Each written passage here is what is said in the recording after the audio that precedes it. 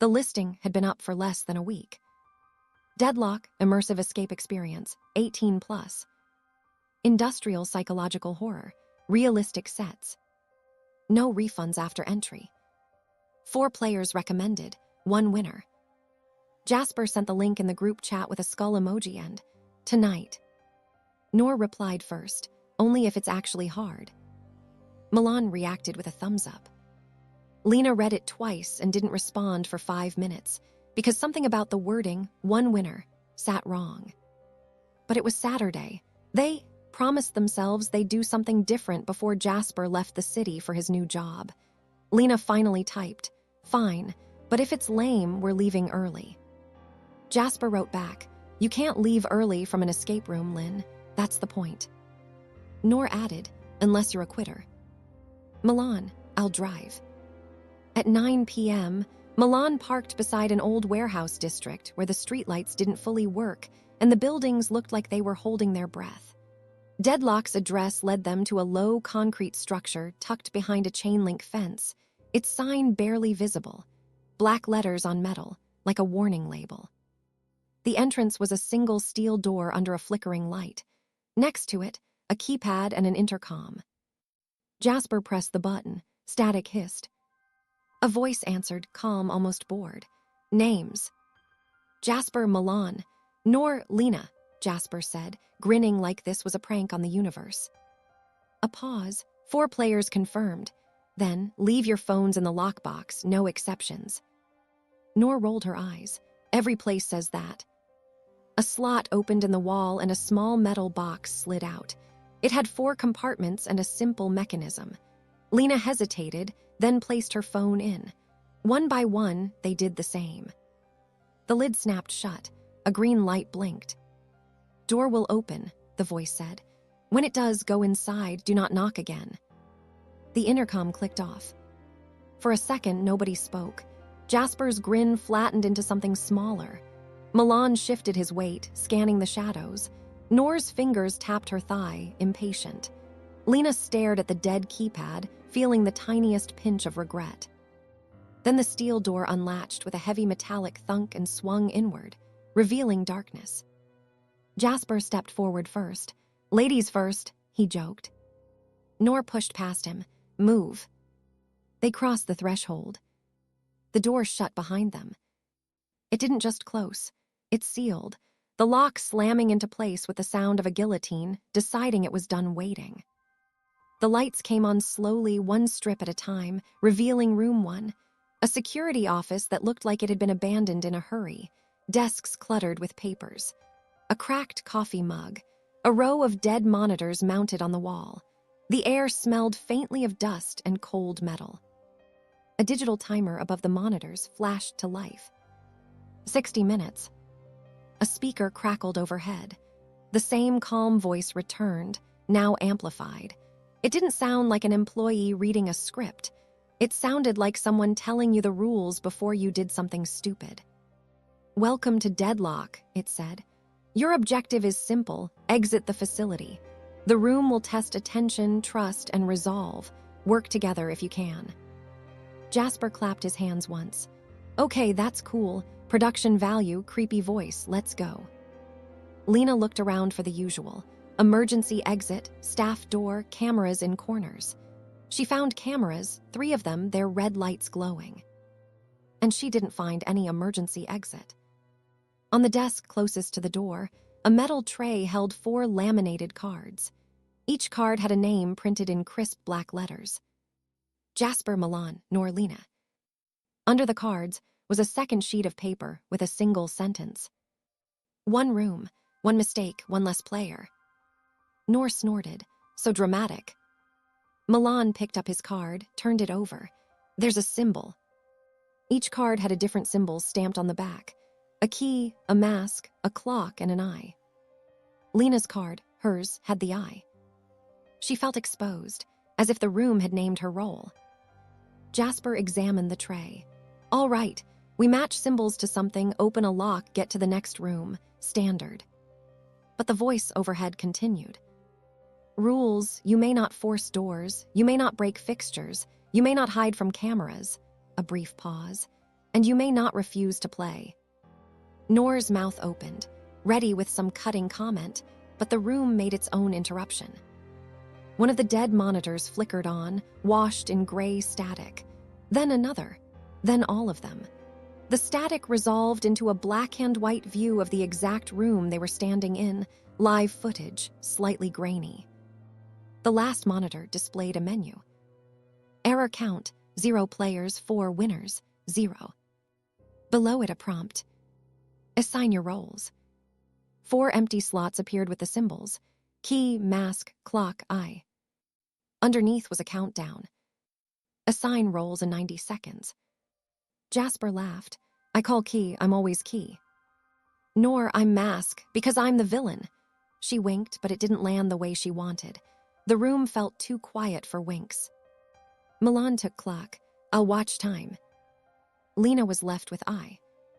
She slid her card into the slot on the desk labeled with the eye symbol. The machine beeped, so did the others. The screen updated. Role confirmed. Then a new line appeared.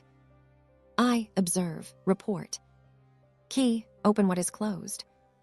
Mask, lie when needed. Clock, choose what ends. Lena didn't like the last one. Choose what ends, she repeated. Milan's voice was quiet. It's just flavor text. But the timer ticked louder than flavor text should. The first puzzle was straightforward. The desk drawers had old employee files, each labeled with the symbols. Behind one file was a metal key taped to the inside. Jasper's eyes lit up. Found it. He grabbed the key and strode toward a steel door on the far side of the room.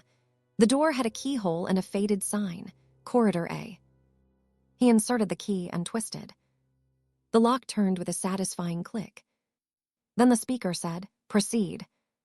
The steel door slid open, revealing a narrow corridor lit by intermittent red lights, like a heartbeat.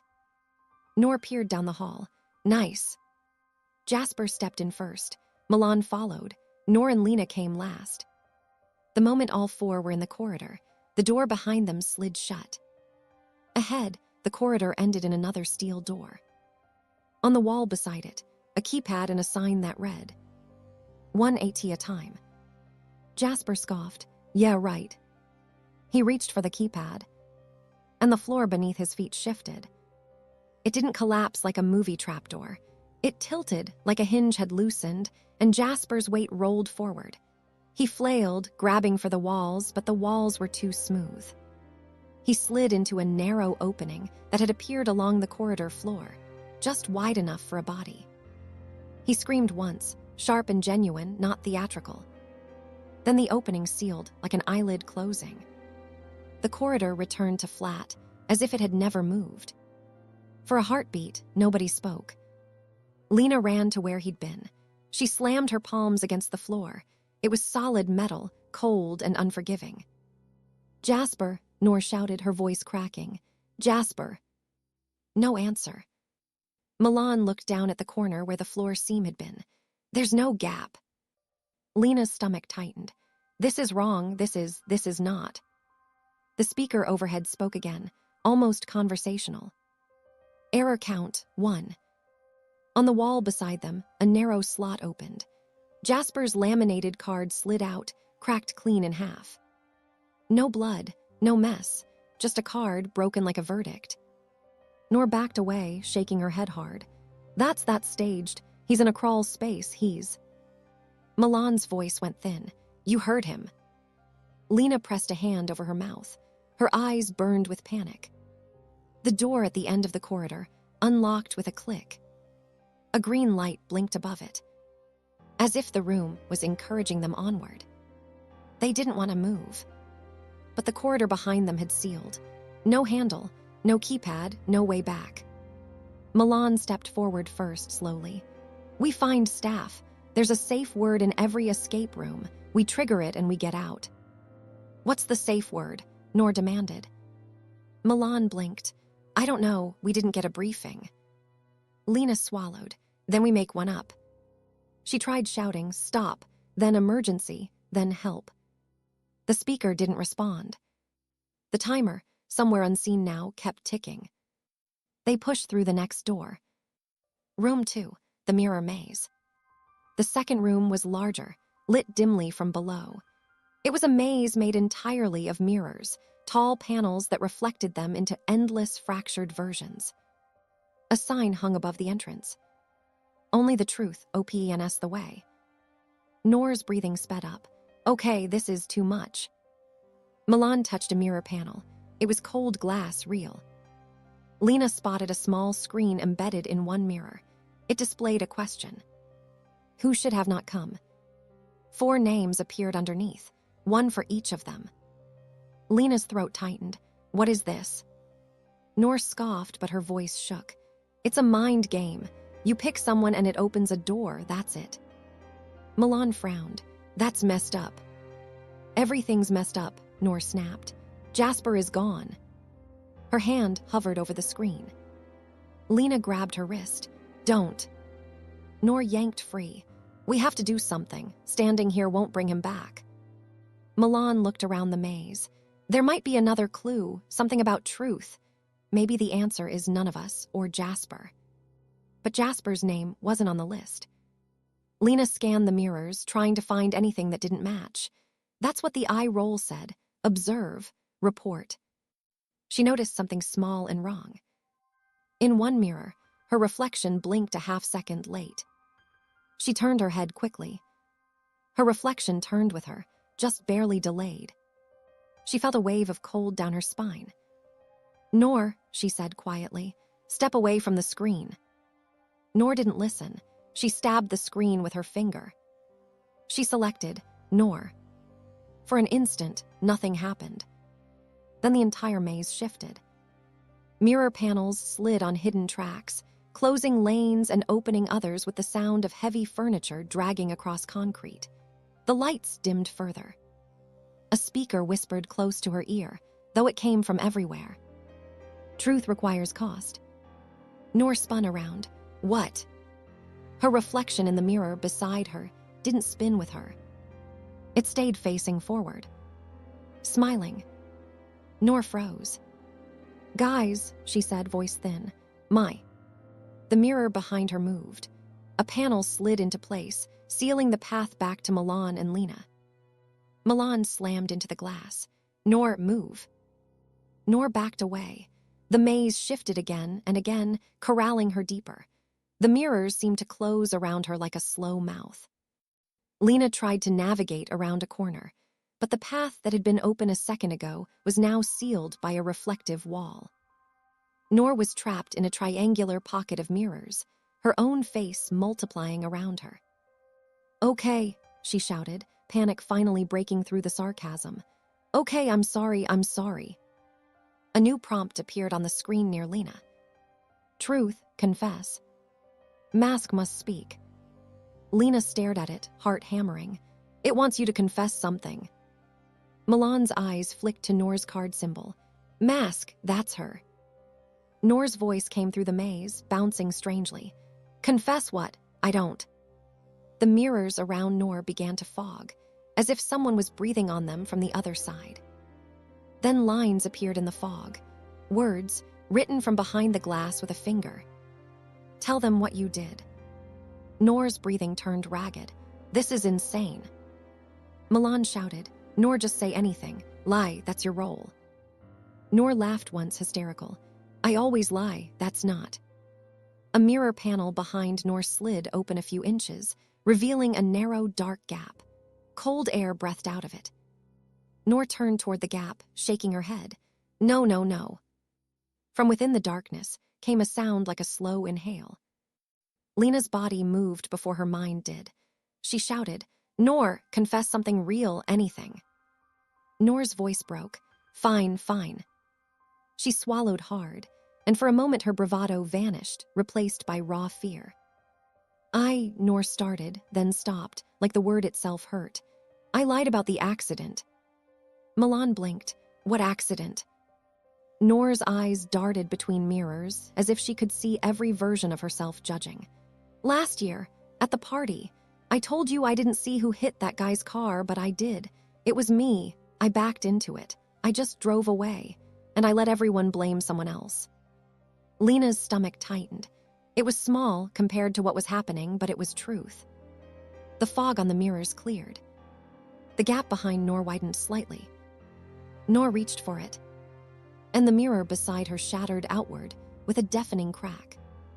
Not into a spray of glittering shards like a movie. Into thick, heavy pieces that fell like tiles, as if the mirror had been weakened beforehand. Noor screamed, raising her arms. A large piece struck her shoulder, driving her backward. Another hit her head. She fell hard, disappearing from Lena's view behind the shifting panels. Milan bellowed her name. The maze slid again, the mirrors realigning, wiping away the pocket where Noor had been. When the panels finally stopped moving, there was only a single thing left behind. Noor's laminated card, lying on the floor in the corridor beyond the maze exit. It was intact, but the symbol, the mask, had been scratched out, gouged as if by metal claws. The speaker said, matter of fact, "Error count 2." Lena's knees almost gave out. Milan's face looked emptied. He stared at the card for a long time, then whispered, "We have to get out." Lena nodded, tears sliding silently down her cheeks. Yes. They didn't even look for clues anymore. They just moved. Room 3, the control room. The next door opened into a room that felt colder than the others. A humming wall of screens filled one side, each showing camera angles, corridors, rooms, close-ups of their faces from moments ago. A bank of switches and levers sat beneath the screens, labeled in neat black text. Locks, lights, vents, audio errors. Milan stumbled toward it as if drawn by a magnet. This is it. This is where they control it. Lena hovered near the doorway. Don't touch anything. Milan didn't hear her. He ran his fingers across the levers, searching for something obvious like an off switch. The main screen displayed their live feed, with their names in the corner. Milan, clock. Lena, I. Jasper, removed. Noor, removed. Below that, clock must choose what ends. Milan swallowed. What does that mean? A new prompt appeared. Choose, end the game or end the player. 2 buttons blinked beneath it. Lena's blood ran cold. Milan stepped back. Milan stared at the buttons like they were a riddle, with a gun pressed to his head. He shook his head. No, I'm not choosing anything. The speaker crackled again, the voice now slightly amused. Refusal is a choice. The lights flickered. The chair behind Milan, an old office chair bolted to the floor, clicked. A metal arm unfolded from its side, quick as a striking snake, and snapped around Milan's wrist. He jerked back, but the chair yanked him down. Another clamp caught his other wrist. A third snapped around his chest, pinning him hard against the backrest. Milan, Lena screamed, rushing forward. She grabbed at the clamps, but they were smooth steel, no latch, no release. The chair tightened with each pull, as if struggling made it worse. Milan panted, eyes wide. Lena, don't. The screen in front of him changed again. You are running out of time. A countdown appeared, 10, 9, 8. Lena slammed her fists against the control panel. Stop it, let him go, take me instead. The speaker responded with calm cruelty. The eye observes, the clock decides. Milan's gaze flicked to Lena, and in that instant Lena saw something terrifyingly clear. He understood the rule in the first room, the one they'd laughed at. One room, one mistake, one less player. The mistake wasn't just stepping wrong. It was choosing wrong, speaking wrong, refusing wrong. Milan looked at the screen again, tears shining but not falling. I'm sorry. What? Lena sobbed. No, don't. The countdown hit 3-2. Milan shouted, end the game. He threw his head forward and smashed his forehead against the screen button. The room went silent. The chair paused, as if listening. Then, instead of releasing him, the chair rolled backward, not on wheels, but on a hidden track in the floor. It moved fast, pulling Milan away from Lena. She chased, grabbing his arm, but a metal partition rose between them, forcing her back. Milan screamed her name once. Then the chair slid through a door that opened like a mouth in the wall, and the door slammed shut with finality. Lena ran to it, pounding. "Milan, Milan." A small speaker beside the door hissed. "Choice recorded." The control room screens updated. "End the game, denied." "End the player, accepted." Lena's stomach flipped. "No, I didn't. He didn't." The screen showed a live feed from a narrow corridor Lena hadn't seen. Milan's chair rolled down it like a delivery. At the end of the corridor was a chamber with a low ceiling and a metal frame suspended overhead, like a loading dock device. The chair locked into place beneath it. Milan's eyes were wild. His mouth moved, forming words Lena couldn't hear. Then the frame above him descended. Not a blade, not spikes. Something worse because it was mundane. A heavy metal press with thick padded plates, like industrial equipment used to flatten materials. The plates closed in from both sides, compressing the chair. Milan screamed. The sound cut off abruptly as the press continued, not spraying gore, but crushing with relentless force until the chair structure buckled and the feed flickered from the vibration. Lena clapped her hands over her mouth and sobbed, shaking so hard she couldn't stand. The screen went black. The speaker said, like it was announcing a score. "Error count 3. A slot opened, and Milan's laminated card slid out, the clock symbol scratched through. Lena was alone. Room 4, the eye. The door out of the control room unlocked with a quiet click, almost polite. Lena stumbled into the next corridor, not because she wanted to, but because the room behind her felt like a grave with electricity. The hallway was long, lined with doors that were all sealed shut. The only light came from above, cold fluorescent strips that buzzed like insects. At the end was a final door. Above it, glowing in harsh white letters. "One leaves." Beneath it was a small room, bare concrete, a single table, a chair, and a screen, like an interrogation space. Lena entered, and the door locked behind her. The screen turned on. Her face appeared in black and white, filmed from the ceiling camera.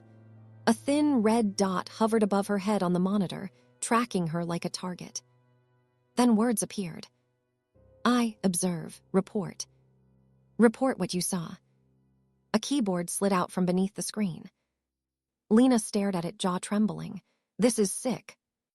The speaker responded softly, almost intimate. "Type." The timer appeared again. Only 10 minutes left. Lena's hands hovered over the keys.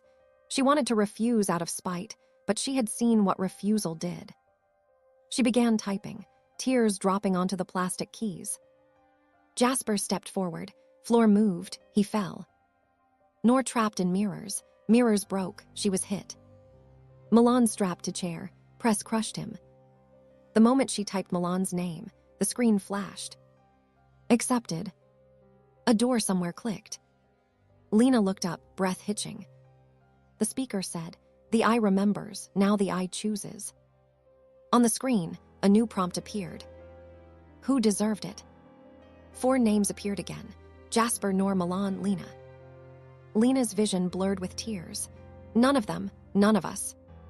The speaker, choose. Lena shook her head violently. No. The timer on the screen began to drain faster, dropping seconds like stones.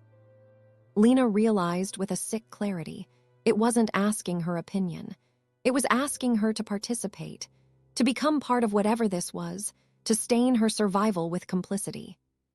She typed instead. No one. The screen blinked. Invalid response. Lena slammed her palms on the table. Let me out. You can't. This is murder. The speaker interrupted, calm as ever. Describe the first mistake. Lena froze. First mistake. She thought back. Room 1. The tray, the rolls, the warning line. 1 room, 1 mistake, 1 less player. They had laughed. Jasper went first. But the sign in the corridor had said, 1 at a time. He ignored it. Lena's breath caught. He didn't listen. She typed quickly. Jasper didn't follow the sign. The screen responded. Accepted. Describe the second mistake, the speaker said. Lena swallowed hard, thinking of Noor stabbing the screen. She typed. Noor chose herself. Accepted. Describe the third mistake. Milan, the choice, the buttons. Lena's hands trembled as she typed. Milan tried to end the game. The screen paused longer this time, as if savoring it. Accepted. The speaker, and the fourth mistake. Lena's heart stopped. There is no fourth, I'm the last. The screen displayed her face again, the red dot hovering above her head. Then the text appeared, slow and deliberate. The fourth mistake is thinking the game is about PUZZLES. The room changed temperature instantly. Air vents exhaled cold, making Lena shiver. A panel in the wall slid open, revealing a glass case with something inside, a set of keys on a hook. Above them, a label. Exit key, released when I understands. Lena staggered to the case. There was no lock, just a handprint scanner on the glass. A prompt appeared on the screen. Why do you get to leave? Lena stared at the scanner, then at the camera. Her reflection in the glass looked exhausted, haunted, older than she had been an hour ago. Because I'm the eye, she whispered. The speaker said nothing. The timer hit 3 minutes. Lena thought of Jasper's bravado, Noor's pride, Milan's refusal. They had each tried to fight the room in the way they knew how. Force it, mock it, reject it. Lena's way had always been different. She noticed, she listened, she adapted. Her throat tightened, because I pay attention. She typed it into the keyboard, harsh and shaking. Because I pay attention. The screen blinked. Accepted. But the speaker wasn't finished. Prove it, it said. Report the final truth. The screen displayed a grainy photo. 4 friends in a selfie. Jasper holding the phone, Noor leaning in, Milan half smiling, Lena at the edge, looking cautious. It was a photo Lena recognized. It was from last year. From the party Noor had confessed about. Lena's blood went cold. How do you have that? The speaker answered with something that felt like a smile. We see what is shared. Below the photo, a new question. Who lied first? Lena's hands hovered over the keys. She thought of Noor's confession. She thought of Jasper insisting it was just staged. She thought of Milan saying it was flavor text. She thought of herself, reading the listing twice and still walking in. The first lie had been the one they all agreed to believe, that this was safe. Lena typed slowly. We did. Then, after a pause, she added. We lied to ourselves that this was just a game. The screen went still. For a long second, Lena thought she'd failed. Then the handprint scanner glowed green. The glass case clicked open. Lena grabbed the keys with shaking hands, 3 keys on a ring, each labeled. Door, lockbox, final. The speaker said, You understand, now run. The lights in the room flickered violently. The timer flashed. 1 minute left. The door she'd entered through unlocked. A corridor light blinked on, an arrow pointing left. Lena sprinted. Behind her, something heavy moved inside the walls, like machinery waking up hungry. She followed the arrows, pounding down hallways that all looked the same, doors rattling as she passed, as if whatever was trapped behind them wanted out too. At a junction, 2 arrows appeared, left and right. Above the left arrow, fast. Above the right arrow, safe. Lena's heart hammered. She remembered the final truth, pay attention. She looked down. The floor beneath the fast arrow had faint seam lines, barely visible, but there. A trap. She went safe. The hallway dipped into a narrow stairwell. A door at the bottom had a keyhole labeled final. Her fingers fumbled the keys. She shoved the final key in, twisted. The lock clicked. The door swung open. Into a small vestibule with the original lockbox embedded in the wall. A final prompt glowed above it. Return to claim your phone. Lena stared at it, breath ragged. She could see the outside door beyond the vestibule, the steel entrance, barely lit, freedom inches away. But without her phone, she had no proof. No help, no call. The speaker said softly, "Complete the experience." The timer hit 20 seconds. Lena's hands shook as she used the second key labeled lockbox. The box opened. Inside were the 4 phones. 3 compartments were dark, the phones still there like tombstones. One compartment, hers, blinked with a missed notification light. Lena grabbed her phone and turned. The exit door was now half closed, slowly sliding shut. She ran and shoved her body through as it sealed, scraping her shoulder. Then she was outside. Cold air slapped her face. The night smelled like wet pavement and distant exhaust, normal, beautiful, unreal. She stumbled onto the sidewalk and collapsed, sobbing, clutching her phone like a life raft. Behind her, the steel door shut completely. The warehouse building sat silent again, as if it had never screamed. Lena dialed emergency services with shaking fingers. As she waited for the call to connect, she looked up at the sign above the entrance.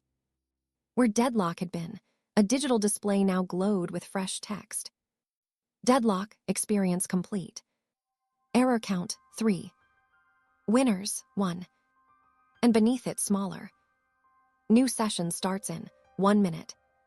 Lena's blood turned to ice. She scrambled backward, staring at the door. From inside, faintly, she heard the intercom crackle.